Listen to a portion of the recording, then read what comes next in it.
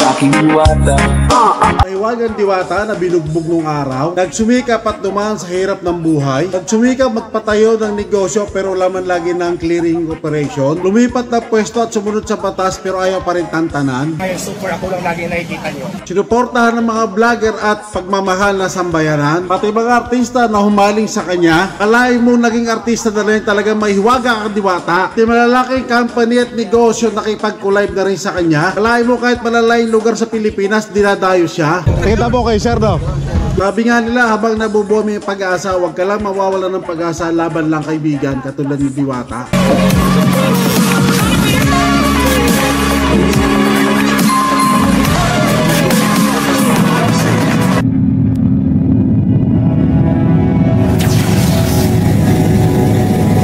Three, two, one, go!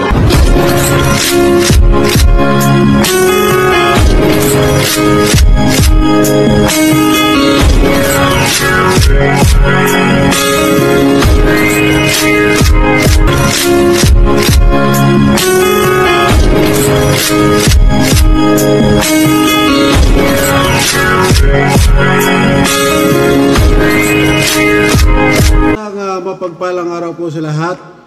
Papunta po tayo ngayon sa Diwata Paris Overload ni Diwata.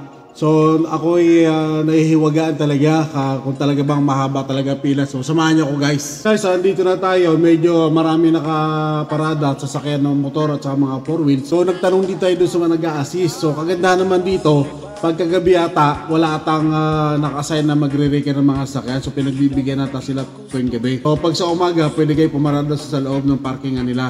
Pero pag gabi dito pwede, pag wala nagre-reker. Hindi natin masabi kung implement ng local government kung magkakaroon ng mga reker pag sa gabi.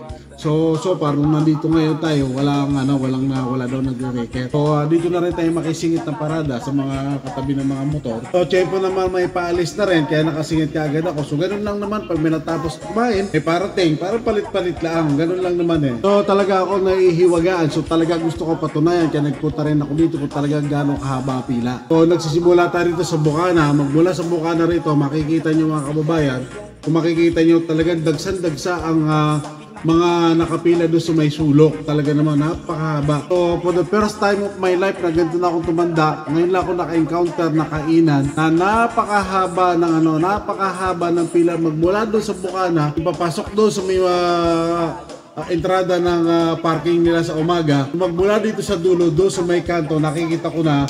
So lilibutin natin to para lang mapatunayan natin at bibidyohan natin. Talagang napakahaba ng pila. So yung mga tao nagsisigawan, nakikita nila yung camera ko kaso hindi ko maano kasi medyo maingay. So hindi na natin sinama yung voice ng mga tao. So mantakin mo to kung di ako nagkakamali ito, nasa mga 200 to 300 meters from the Parisa ni Diwata papunta doon sa kanto. Baka hindi lang mga nasa 400 meters ang layo. Sumantakin mo talaga sa dami ng nagmamahal kay Diwata ng mga kababayan natin na gusto rin mamatingnan talaga kung ano. So it's not about the pagkain, it's about yung talagang curiosity ng tao at pagmamahal doon sa tao na dati talaga siya galing sa hirap na ngayon na bumangon at maraming humusga, laging ino-operation ng ating mga MMDA, dinadala ng closure ng permit niya. So yung isa yun sa nakikita natin na lalo siya nag-boom. Pangalawa yung mga vlogger, which is kahit pa paano kumikita rin yung mga vloggers kasi dadami yung kanilang mga views. Vloggers, mga artista at sa mga malalaking mga businessman, nagtulong-tulong yun, mga business na nagtulong-tulong yun.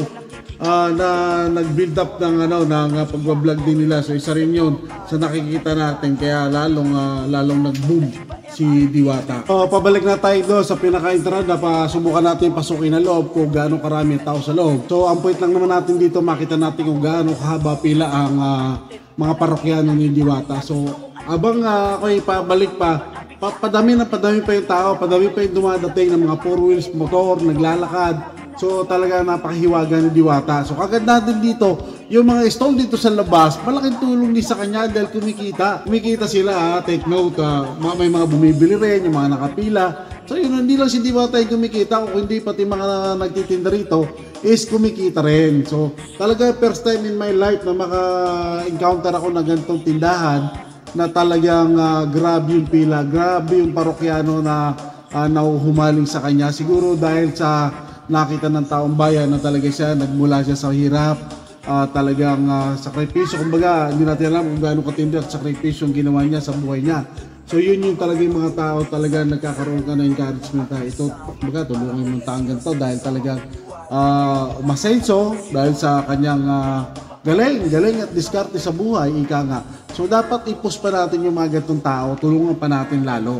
Hindi yung pinupukol pa natin lalong bumaba. Imbis na matuwa tayo, ako in my life, kaya pumunta rin ako, natuwa ako dahil sa nakikita ko na improvement na ano nila. Pinag-improve din ng kanilang area. So hopefully hindi naman pag-initan kung ano naman department o agency. So yung lutuan nila, laki na rin ng pinagbago. Talaga lumaki, tapos secure. Hindi mo masasabing dugyot o ano dahil mas maano pa yung mga ibang ano, sila talagang maganda, may malinaw, may lighting, tapos nakasiparit yung mga lutuan, malinis. So may mga ganun mga tao senaryo pag gumaganda buhay ng mga kapwa nila.